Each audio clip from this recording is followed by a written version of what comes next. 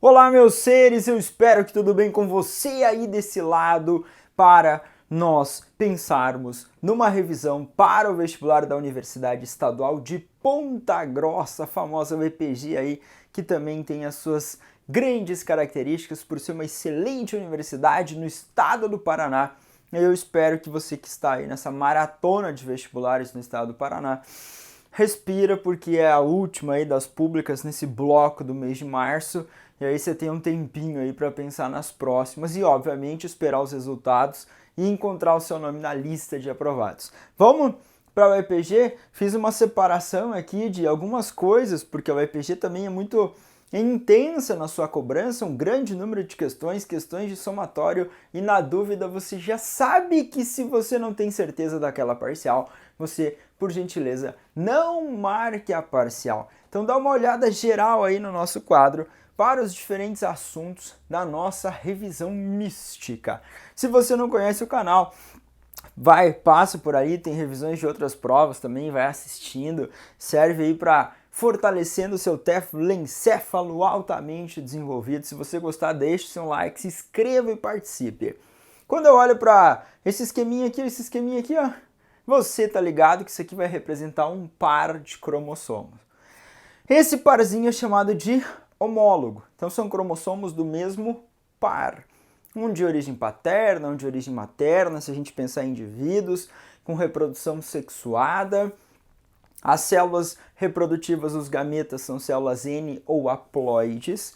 E aí, quando eu tenho a representação de pares de homólogos, eu tenho células diploides. Então, por gentileza, quando eu tenho representação, que nem eu tenho ali no esqueminha, você vai bater o olhinho aqui, deixa eu só puxar esse fio aqui de gravação para cá, você vai olhar assim, opa, eu tenho uma célula aqui, par de homólogos, isso vai representar uma célula diploide, quando eu tenho cromossomos aos pares.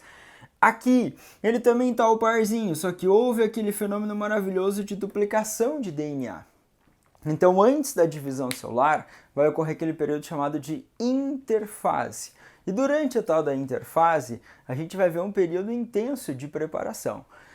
Nesse período intenso de preparação, a gente vai identificar algumas características e algumas coisinhas. Você vai falar quais são elas: G1, S e G2. Sendo que lá na fase S ocorria uma tal de duplicação do DNA.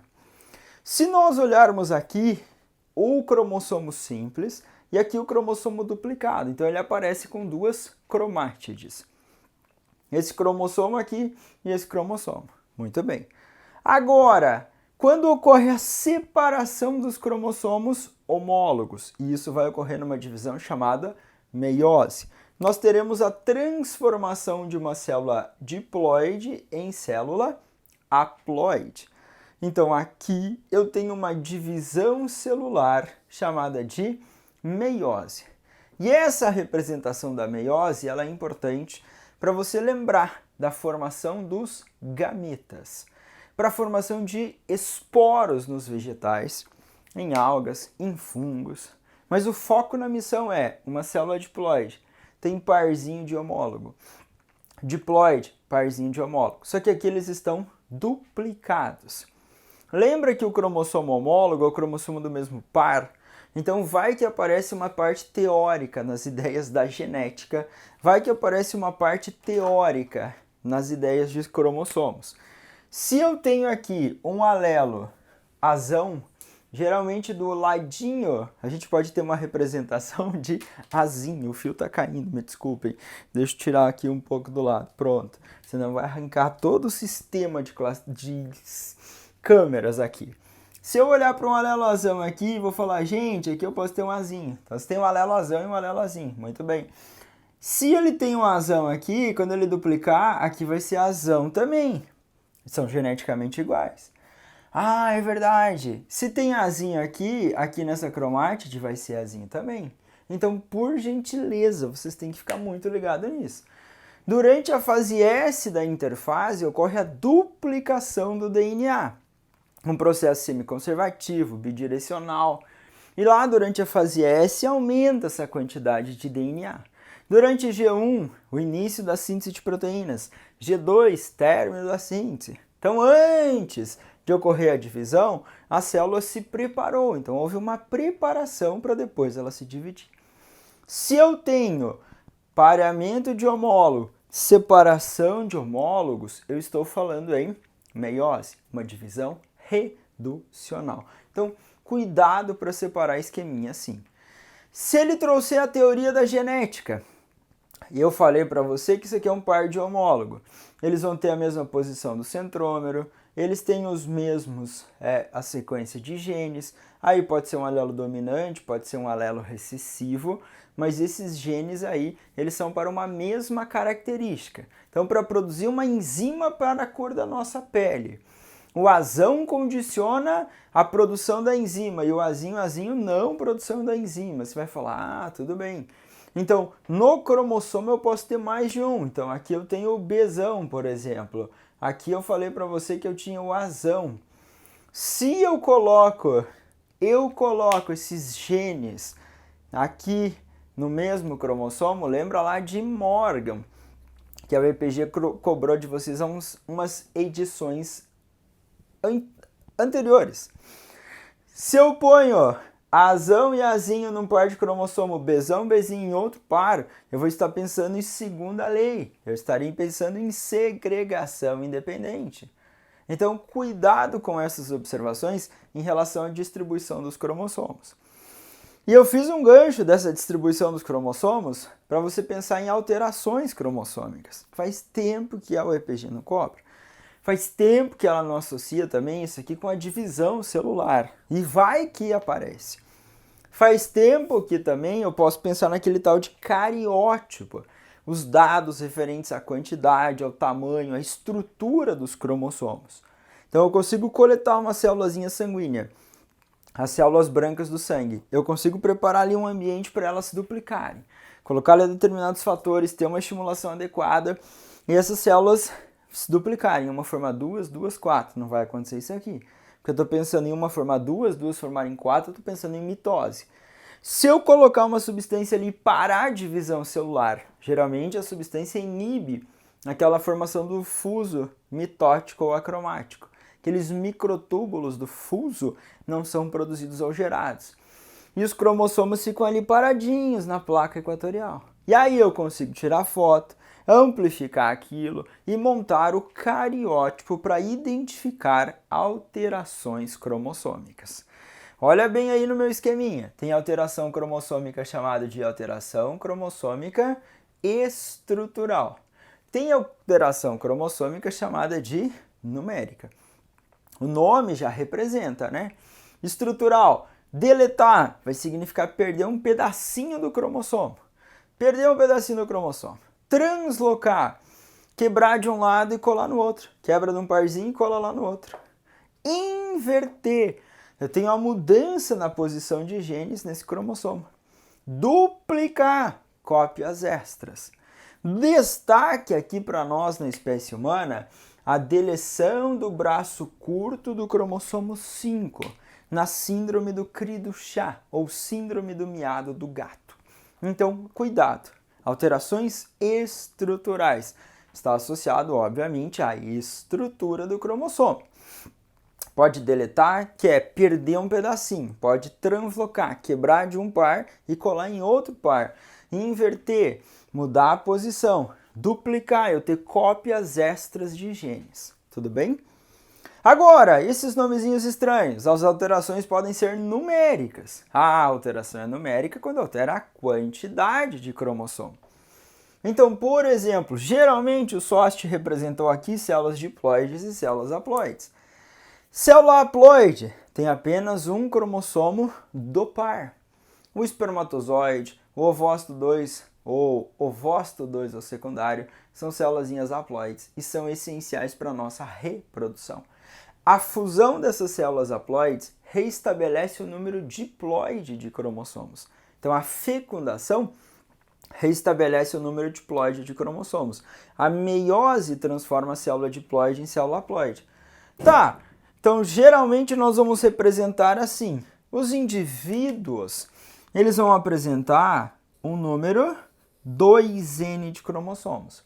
Então, na nossa espécie, 2N representa 46 cromossomos. Dos 46, 44 são chamados de autossomos, são aqueles comuns aos indivíduos dos dois sexos. E XXXY, os cromossomos que vão fazer uma orientação sexual. Uma dessas orientações é cromossômica. Então eu vou ter par de cromossomo sexual, XX, XY. Beleza. Então eu tenho 22 pares autossômicos e um par de cromossomos sexuais. Lembrando de herança recessiva ligada ao sexo. O gene está no cromossomo X e não tem correspondência em Y, a hemofilia, o daltonismo. Heranças chamadas de holândricas. Holos todos, andros do sexo masculino. Então, genes presentes em Y sem correspondência em X. Mas aqui, o meu foco é numa célula diploide. Mas agora você escreveu euploidia. Olha só, triploide, tetraploide. Isso aqui vai ser inviável para nós. A maioria dos vertebrados, isso aqui é inviável. Ter 3 lotes, 4 lotes cromossômicos. Por exemplo, 2 espermatozoides fecundarem um ovócito. Então eu tenho N de um cromossomo, N de cromossomos de um espermatozoide, N de cromossomos do outro e mais N do ovócito 2. E isso vai gerar um indivíduo 3N, ou seja, 46 mais 23, 69 cromossomos. Então isso é inviável. Quando nós olhamos para as aneuploidias, algumas podem ser viáveis sim para a nossa espécie. Agora, essas aqui, não. Para outros seres, para plantas, tal, a gente vê viabilidade em indivíduos triploides, tetraploides. Inclusive, aqui nas angiospermas, existe um endosperma chamado de triploide, que é resultado da dupla fecundação.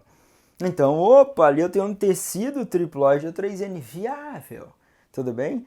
Agora, nos animais, aqui nos vertebrados, a gente vai ter uma inviabilidade. Aneuploidia, nulissomia, significa você ter um conjunto diploide, eu vou representar aqui, vai ficar apertadinho, mas é 2N menos 1. Desculpa, errou, 2N menos 2, foi isso que eu falei. 2N menos 2. O que é isso, sóste? É perder cromossomo. Se eu perder 2 cromossomos, seja um autossômico, um sexual, seja um par de cromossomos, seja o sexual, seja um autossomo, seja 2 autossomos, os 2 sexuais, isso é inviável para nós, a nulissomia. Então 2N menos 2, perder 2 é inviável. Monossomia, 2N menos 1. Opa, isso aqui tem uma certa viabilidade. Se nós olharmos lá para a síndrome de Turner, então existem 44 cromossomos autossomos e um cromossomo sexual X. E você tem uma viabilidade para esses indivíduos. Então a síndrome de Turner é caracterizada por uma monossomia. Os indivíduos apresentam 44 cromossomos autossomos e cromossomicamente apenas cromossomo X. Então, cromossomicamente seria uma orientação do sexo feminino. Nas trissomias, trissomías é diferente de triploidia. Então, na trissomia, eu tenho 2N, ou seja, 46 cromossomos mais umzinho. Então, eu posso ter 47 cromossomos. Pode ser uma trissomia de cromossomos sexuais, lá, X, X, Y, na síndrome de Klinefelter. Uma trissomia de cromossomo sexual. Então, tem um cromossomo sexual X extra, tem 2X. Um deles inativado. Então, um indivíduo que apresenta cromossomo Y, então tem uma orientação sexual masculina. E tem cromatina sexual positiva, o cromossomo X inativo. Tem trissomia de cromossomos autossomos, a trissomia do cromossomo 21, caracterizada como a síndrome de Down. A trissomia de Edwards, trissomia do 18. Trissomia de Patot, trissomia do 13. Então eu posso bater o olhinho lá se ele der um cariótipo com cromossomos a mais ou cromossomos a menos. E aí eu consigo fazer essa identificação. Lembrando que eu posso ter viabilidade para essas duas condições. E sim, nós somos seres humanos, nós conseguimos entender essa diversidade, nos dedicar a esses seres maravilhosos, carinho, amor, compaixão e conviver em sociedade com todas as diferenças possíveis e imagináveis. Então, por gentileza, cuidado com os nomezinhos, tá? Faz tempo que a UEPG não cobra isso aqui. Vai que eu tô chutando e não cai, né? Mas enfim, eu tenho que tomar uma posição aí em relação a alguns assuntos. Então eu separei esses aqui para nossa alegria, tá bom? Olhando para cima, eu comecei por lá, daí eu vim para cá. Também, na última edição, quando a UEPG falou em mecanismos de energia, ela citou lá um mecanismo de degradação de compostos. Tinha fermentação, tinha respiração aeróbica. Faz tempinho que não aparece uma fotossíntese aí geral para nossa alegria. Se eu pensar numa fotossíntese geral para nós, deixa eu só mexer aqui um pouquinho, a gente vai pensar numa fotossíntese com algumas condições. Você vai falar quais as condições, só achei. Separar na sua mente fotos, luz, síntese e construção. Então é um mecanismo de produção de compostos orgânicos. Tem uma proteína sensível à luz ali, a tal da clorofila. Tem clorofila A, tem clorofila B, C, D, enfim. Nas plantas mais comum clorofila A e B. E lá, a proteína clorofila tem magnésio lá na sua composição importante, acerta a luzinha e tem uma cadeia transportadora de elétrons. Acertou a luzinha, eu estou pensando na fase clara. Clara ou fotoquímica, a fase que depende de luz. Ela vai ocorrer lá na membrana dos tilacoides, que estão no interior dos cloroplastos. Acertou a luz lá, tem um complexo antena de transporte de elétrons, correu esse transporte de elétrons, eu vou ter a produção ou a geração de ATP. Então aqui, ó, isso aqui é o que é produzido, ATP. NADPH, nicotinamina, adenina, dinucleotídeo, fosfato reduzido e oxigênio. Então, isso aqui é produzido durante a fase clara da fotossíntese. Eu vou utilizar clorofila, vou utilizar luz, obviamente, eu vou utilizar água. Então, fase clara depende de luz. Fase escura ou química não depende de luz. Mas essa fase escura ou química depende desse negocinho aqui. O ATP que está aqui, ó, ele veio da fase clara e vai ser consumido na fase escura. NADPH veio da fase clara, será consumido na fase escura. No estroma, a parte gelatinosa ali do cloroplasto, lá eu tenho a famosa rubisco, uma das enzimas mais abundantes nesse planeta maravilhoso. A rubisco vai permitir acelerar, catalisar a reação desse CO2 com a ribulose 1,5-bifosfato. Então a gente vai ter a ribulose 1,5-bifosfato, uma pentose ali mergulhada naquela gosminha que é o estroma. E o famoso ciclo das pentoses vai acontecer aqui na fase escura. Então, opa, isso aqui era produto da fase clara. Esse O2 está aqui, vai para a atmosfera. Então, esse oxigênio que eu estou respirando nesse momentinho para falar e chegar aí até você, que você está respirando e me ouvindo, esse oxigênio veio da quebra da molécula de água. Um fenômeno chamado fotólise da água, que ocorre na fase clara, fotólise, quebra a água na presença de luz. Lá numa tal de fotofosforilação acíclica, eu vou ver quebra da molécula de água e aí a liberação de oxigênio. Então, fotólise da água na fotofosforilação acíclica. Tem uma tal de fotofosforilação cíclica e acíclica, e elas atuam para a geração ou produção de ATP. Lá na acíclica, terei quebra de água, vou liberar o oxigênio para a atmosfera. Tá, mas você colocou o CO2. A plantinha sequestra, ela retira CO2 da atmosfera. Lembra dos estômatos? Os estômatos são boquinhas, pequenas aberturas na epiderme, modificações da epiderme. E esse estômato capta o CO2 aqui da atmosfera. Ah, mas eu posso lembrar que a plantinha também respira, ou seja, a plantinha também degrada compostos orgânicos na respiração celular. E quando a plantinha degrada compostos orgânicos na respiração celular, ela libera CO2. E esse CO2 é utilizado na fase escura para a produção de compostos orgânicos. Geralmente te dão aquela reação resumidinha do CO2, água, na presença de luz e clorofila, formando glicose e oxigênio. Mas você vai lembrar que não só a glicose, eu posso produzir a glicose, a sacarose, eu posso produzir aminoácidos, eu posso produzir lipídios, porque o cloroplasto é um centro de formação de substâncias, porque esses seres são autótrofos, eles produzem as suas coisinhas. Então eu vou ter que produzir essas coisinhas e isso vai ocorrer lá nesse tal de cloroplasto.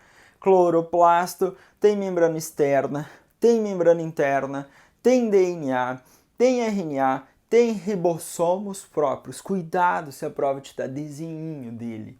Lembra da teoria da endossimbiose de Lynn Margulis para explicar a origem de cloroplastos e mitocôndrias, que talvez seriam lá aqueles procariotos primitivos, nos mares primitivos, lá na origem, no início da vida.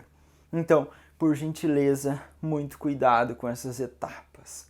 Prova troca. A fase escura depende de luz. Não, é a fase clara. A fase escura não depende de luz. Ela ocorre na presença de luz e também de dia. A planta está fazendo fotossíntese, está fazendo fase clara, está fazendo fase escura. Noite, ausência de luz. Parou luz, vai parar esse processo fotossintético. Até que tenham produtos da fase clara, a fotossíntese vai ocorrendo, mas depois para o processo. As plantas fazem fotossíntese e também respiram.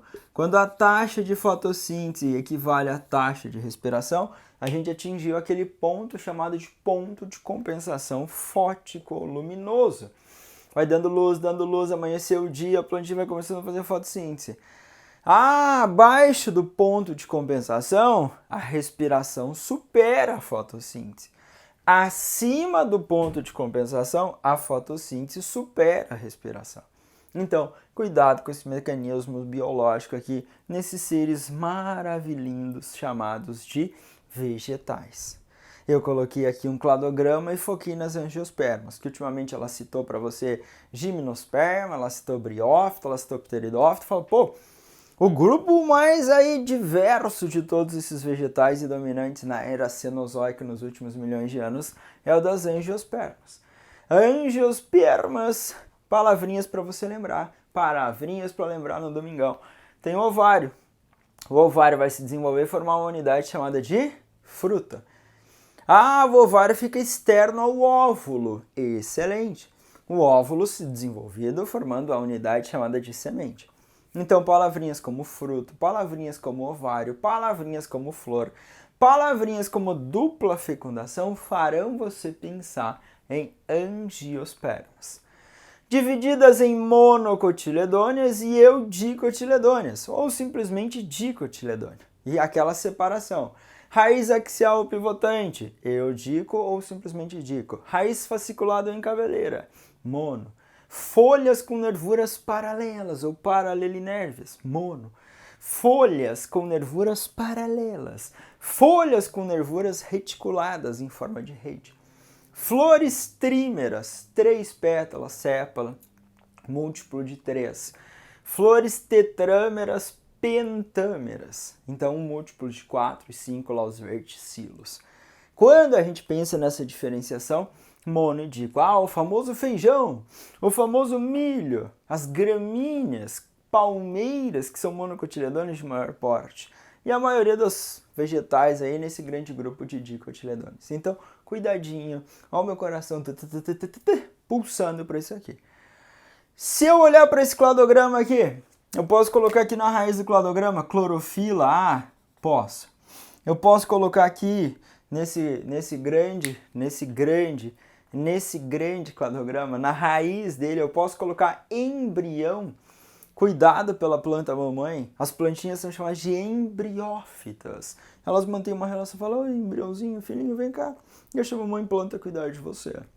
Você vai ter esse cuidado místico. Se eu olhar para as plantas, briófitas, pteridófitas, gimno e anjo. Se eu falar para você, opa, aqui eu coloquei no cladograma vaso condutor de seiva, porque as briófitas são avasculares ou atraqueófitas. Eu acho que isso é o que mais caiu na história da UEPG, quando você fala em grupos vegetais. Todos os outros três, se eu colocar aqui X de xilema, F de floema, xilema olém e floema liber, que são os vasos condutores. Opa! Os vasos surgiram e foram herdados pelos grupos que vieram à frente.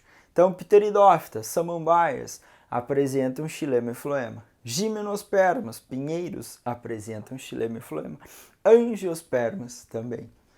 Então, traqueófitas, pteridófita e gímeno e anjo. Atraqueófita ou avascular, briófita. Se eu colocar aqui semente, uau, semente, S de semente. Se eu colocar aqui F de fruto, muito bem, F de FR, para diferenciar desse F que é floema. FR é para ser fruto. Então, o cladograma é um diagrama também que demonstra a relação de parentesco. Então, o fruto apareceu aqui nessa linha evolutiva, nesse clado das angiospermas. Então, apareceu aqui e só tem aqui nas angiospermas.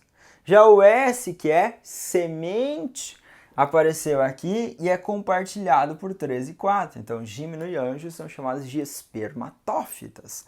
São as plantinhas com semente. Gímeno e anjo também têm estruturas de reprodução visível. Lembra? Aqui aparece aquele nomezinho chamado de estróbilo. Uma estrutura de reprodução visível. Na pteridófita, geralmente tem um nome estranho também lá no ciclo de reprodução da pteridófita. Na samambaia, por exemplo, tem o prótalo. Prótalo é o nome bonitinho para o gametófito.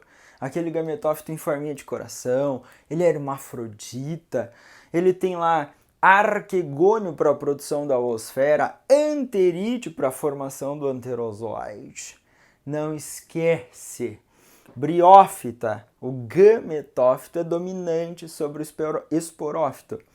Gametófito, G de gametófito, H de haploide. Ó, G de gametófito, H de haploide.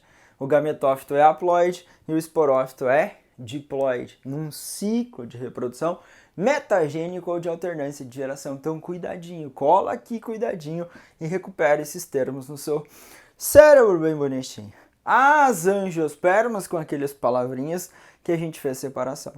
No cladograma, essa bolinha aqui, ó, não está implícita, mas está aqui, representa o nó do cladograma. E o nó é uma cladogênese, aquela ideia de ruptura da população original. Eu não coloquei evolução aqui, mas vai ter evolução. Ano passado tinha uma separação lá, uma ruptura de uma população e aí vários acontecimentos. Lamarck, Charles Darwin, aqueles pensamentos, as palavrinhas chaves para esses pensamentos, isolamento reprodutivo para formação, especiação. Então vem no cladograma. Quando eu coloco aqui esse nó do cladograma, o nozinho, a bolotinha, representa o nó. Aqui representa a ruptura, a população, a separação da população. Ruptura da população original.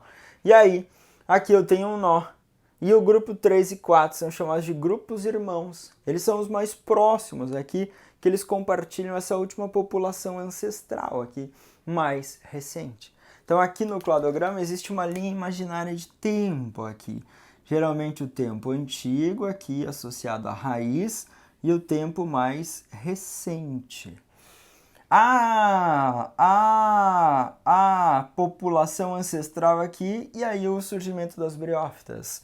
Depois surgiram os vasos condutores de seiva. Os vasos condutores surgem nesse espaço aqui. Entre esses nós aqui, entre esses espaços, entre o nó e a região terminal do cladograma, você tem aquele fenômeno chamado anagênese, aquela mudança contínua na linhagem da espécie, onde aparecem essas novidades. As características novas, elas são chamadas de características derivadas, as novidades que apareceram. Então, muito cuidado com essa interpretação. Mas eu já fui na botânica porque também você vai encontrar botânica no BPG. E é um dos poucos lugares que cobra fungo, que cobra alga, bactéria, assim como uma questão inteira, cheia de amor no coração. Se eu colocar fungo, tem aqueles nomes, pode aparecer em cladograma, mas tem lá ascomicota, basidiomicota, zigomicota, quitridiomicota ou miceto. Então, micos vai ser fungo. E aí você tem filos diferentes. Você vai falar sóste, caiu os nomes científicos e caiu uns nomes muito estranhos. Na dúvida, você não marca a alternativa. Aí ela cobrou já de vocês que o Penicillium notatum, um ascomicota, um ascomiceto. Tá certo. Ele é o cara da produção da penicilina, descoberto lá em 1928 por Fleming, Alexander Fleming. Mas você vai lembrar que é o Penicillium notatum? É um ascomicota? Se você lembrar, uau, show! Na dúvida, ele vai citar nomes científicos. Então, na dúvida, você, por gentileza, faz uma calma e aí é por sua conta e risco, né? Por favor, tome cuidado. Mas no geral, tem sempre uma parcialzinha que vai estar lá geral. E às vezes é melhor a parcial do que a gente zerar a questão. Os fungos, unipluricelulares, geralmente o Saccharomyces cerevisiae, um funguinho unicelular. Se eu pegar cogumelos, se eu pegar aí esses Basidiomycota, orelhas de pau, pluricelular. Então tem fungo uni, tem fungo pluri. Eucarioto vai ter núcleo ali organizado, células mais complexas e orientadas. Heterotróficos. Olha, meu coração disparou. Os fungos fotossintetizantes. Abriu a prova e falou que fungo fotossintetizante. Não. Abriu a prova e falou fungo quimiosintetizante. Não. Os fungos são heterotróficos. Ou aeróbicos ou anaeróbicos. Lá, pode usar oxigênio, pode não usar. Tem alguns que são aeróbicos facultativos, anaeróbicos facultativos. O Saccharomyces cerevisiae, ele pode fazer a respiração aeróbica na presença de oxigênio de boinha e tal. Na ausência de oxigênio, partiu fermentação alcoólica no Saccharomyces cerevisiae. Funguinho que faz a massinha de pão crescer, funguinho que tem no álcool, que faz a fermentação e a produção do álcool. Então você vai ter basicamente essa relação. Então, muito cuidado. Nós teremos essa relação. Palavrinha estranha, olha aqui no meu dedinho. Palavrinha estranha. Tem palavrinha estranha para hifa, as células filamentosas do fungo. Hifas septadas, hifas cenocíticas. O conjuntinho de hifas formará o micélio. Muitas vezes no fundo, assim, no chão, no solo, tem lá muitas hifas e elas se juntaram, se entrelaçaram, fecundou. E aí essa fusão de hifa é o micélio. Muitas vezes teve a fecundação lá dessas hifas e aí forma o corpo de frutificação, tipo o cogumelão lá, o corpo de frutificação. E aí ele dispersa os esporos no ambiente. Eu tenho na parede celular desses seres fungos quitina, um polissacarídeo estrutural.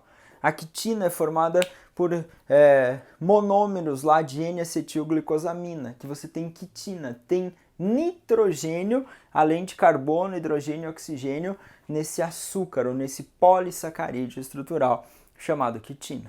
O glicogênio é o açúcar de reserva dos fungos. Então, aquela historinha de fungo ter características próximas a plantas, ter característica próxima a animalzinho.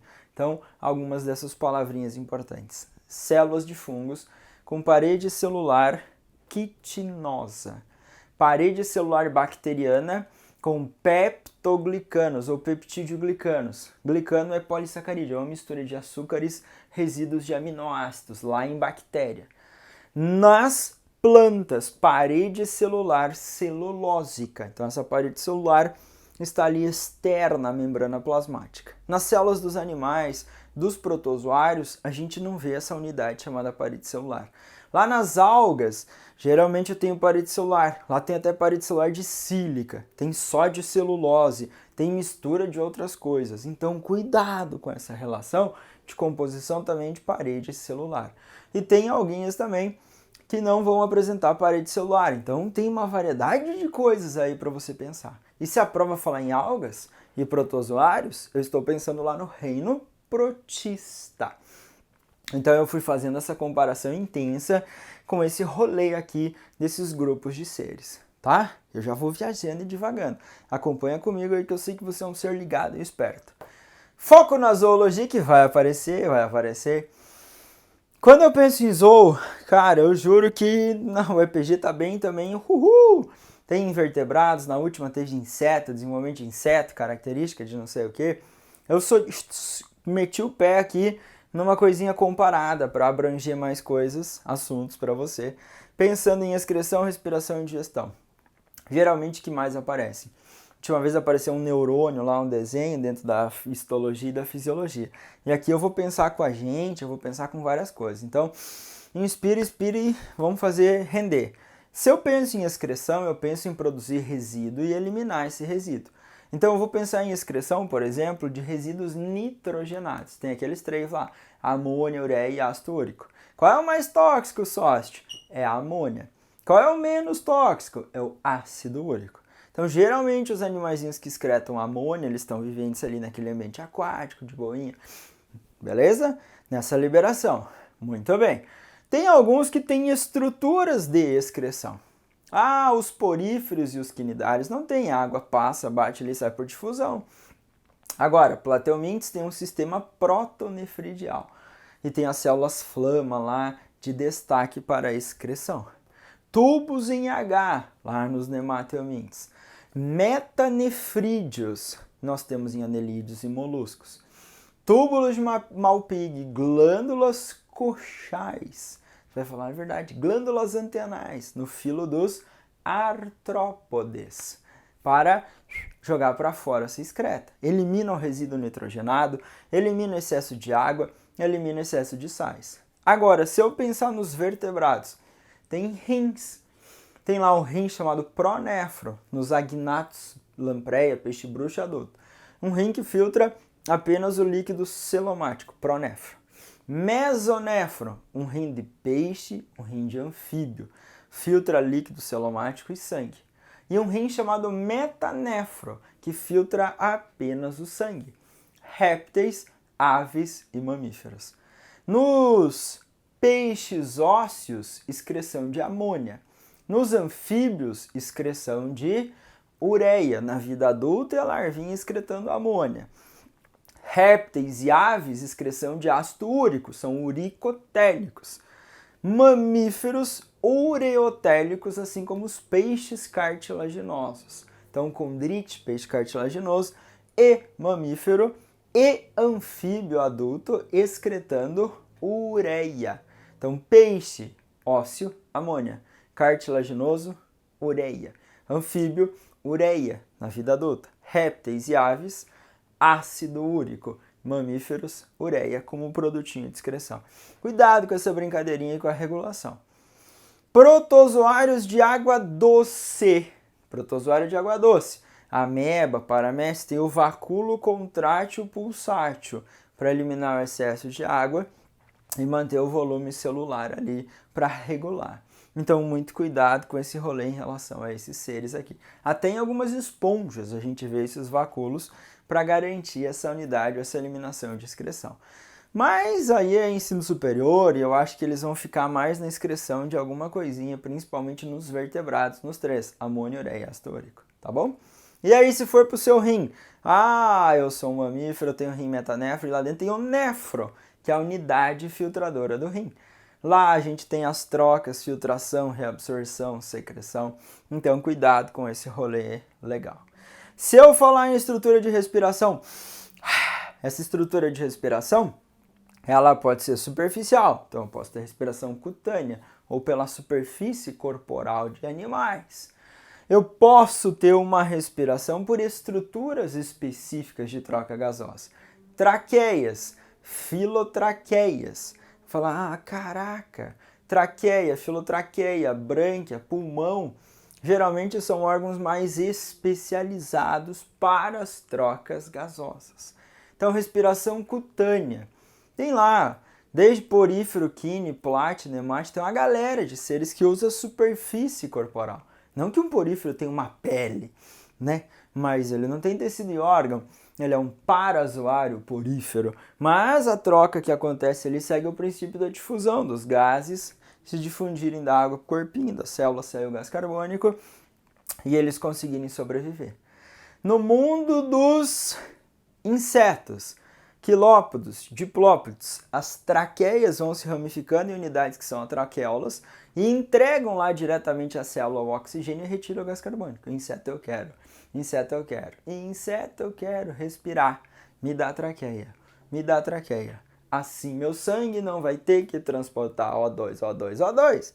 A hemolinfa, o sangue desses insetos, não tem pigmentos, não tem a hemoglobina, não tem a hemocianina e não transporta gases. Já outros animais têm pigmentos e aí esses gases se ligam aos pigmentos e são transportados.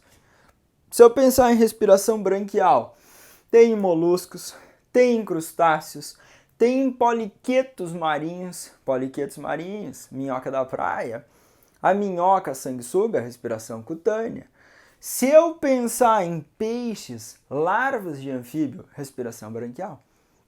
Se eu pensar em pele, eu vou ter os anfíbios na fase adulta, um pulmão chamado saculiforme nos anfíbios, nos répteis, um pulmão no réptil, um pulmão parenquimatoso com uma maior areazinha de troca gasosa e que já permite a ele captar o arzinho desse ambiente. Aves, um pulmão parabronquiolar e mamíferos, um pulmão alveolar. Lembrando que os mamíferos têm o diafragma, o músculo que vai separar a cavidade torácica e abdominal e vai ser o principal músculo aí da mecânica respiratória para criar uma diferença de pressão, garantir a entrada de ar, saída, entrada do ar rico em oxigênio, saída dele com mais gás carbônico do que ele entrou. Então, eu gostaria dessa lembrança mística para você. Se eu falar em digestão, vai lá. Os animais são seres heterotróficos, ou seja, eles não conseguem executar a produção do próprio alimento. Então, eles geralmente vão fazer a ingestão. Alguns animais, como as esponjinhas, são filtradores. Filtram. Lá, os coanócitos têm digestão intracelular. Nos quinidários e plateumintes, extra-intracelular. Lá nos quini, plate, cavidade gastrovascular. Lá nos animaizinhos com tubo digestório completo, nemateuminte, molusco, anelídeo, artrópode, quinodérmico, cordado. Geralmente a gente vai ver boca e vai ver ânus, tubo digestório completo. Na maioria desses seres, a digestão é chamada de extracelular. Então tem uma digestão mecânica, mastigação, trituração, estruturas como moela, que vai facilitar esse triturar. Lá nas minhoquinhas, lá nas aves, como o EPG cobrou na última edição. Mas eu vou focar aqui em digestão. Você vai falar num sistema digestório. Se eu falar num dos vertebrados, basicamente boca, faringe, esôfago, estômago, intestino delgado e grosso, fígado e pâncreas, glândulas salivares, glândulas anexas do sistema digestório, para garantir quebrar. Digestão química tem a participação de enzimas para garantir essa quebra, essa redução em pedacinhos menores. E para nós humanos, você não vai esquecer de hormônios, como gastrina, secretina, colecistocinina. São hormônios que atuam na regulação do nosso sistema digestório, que auxiliam o controle da digestão.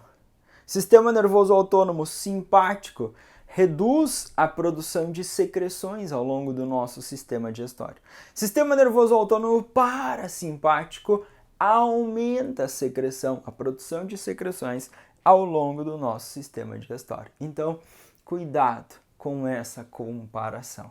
Ainda aquela ideia de digerir o amido, começar na cavidade oral, terminar lá no intestino delgado, a digestão de proteínas iniciar no estômago, com a ação da pepsina na forma ativa, o pepsinogênio na forma inativa, produzido lá nas células principais da parede do estômago. Na presença do HCl, a gente tem a conversão em pepsina naquele ambiente ácido. Tripsina, quimiotripsina são produzidas no pâncreas e na forma inativa. E aí o tripsinogênio com a presença da enteroquinase lá no nosso intestino, vai ser convertido em tripsina.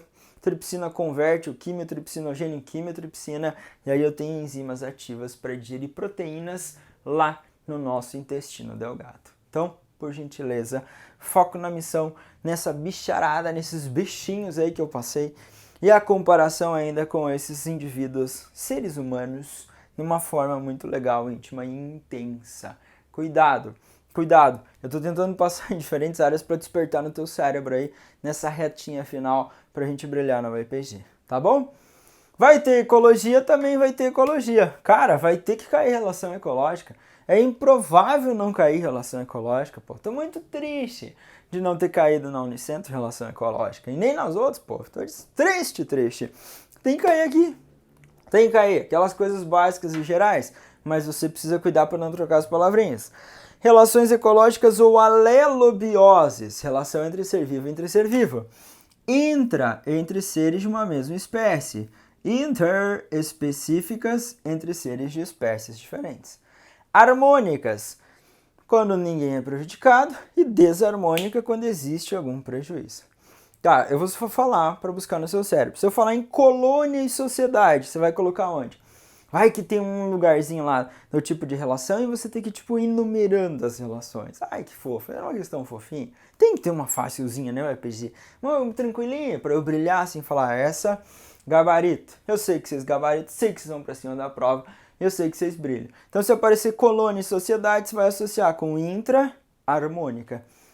Lembrando que as sociedades, elas têm aquela formação de categorias ou castas organizadas, com uma divisão de trabalho, tipo lá nas abelhas. Tem a rainha, que é rainha, diploide, uma fêmea fértil. Operárias, diploide, as operárias, só que são fêmeas estéreis. O zangão surgiu de uma partenogênese, um óvulo não fecundado. Ele é o macho fértil lá na sociedade. Então, sociedade, uma relação intra-harmônica. Se falar em canibalismo, matar e comer seres de uma mesma espécie, superpopulação, falta de comida, degelo no Ártico e os ursos polares, tadinhos, estão exercendo um canibalismo. Que tristinho, Sochi. Quem que eu vou encaixar canibalismo? Relação intra-desarmônica.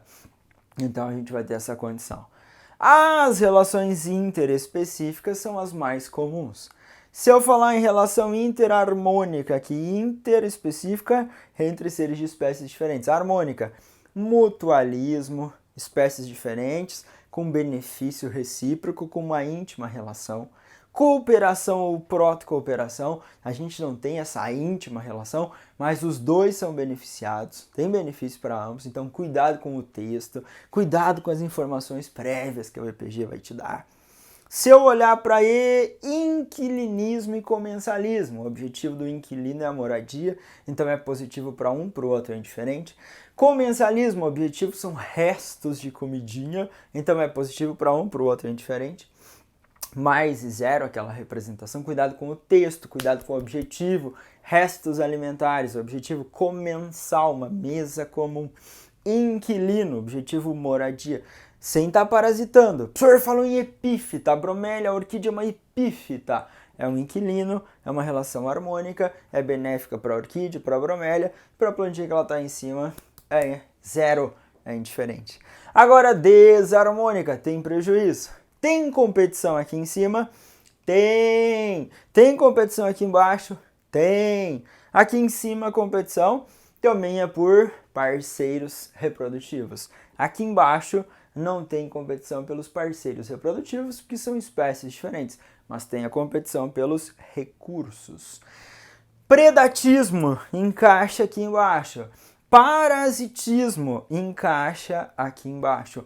Amensalismo, libera substância química, inibe o desenvolvimento de outro, embaixo, encaixa aqui embaixo. Competição, encaixa aqui e também encaixa aqui. Então, por gentileza, esse é o apanhado geral do SOST pensando na UEPG. Qualquer dúvida, manda aí. o mais rápido possível eu respondo vocês. Se você gostou, deixa seu like. Se não é inscrito, inscreva-se no canal ou manda perguntinha também no @profsost no Instagram. Eu respondo você com maior alegria nesse coraçãozinho. Espero ter ajudado. Um abração no fundo do seu telencéfalo bem desenvolvido e um ótimo estudo e uma excelente prova para todos vocês. Abraço! Se não é inscrito, se inscreva. Excelente prova, gente. Tchau, tchau, tchau!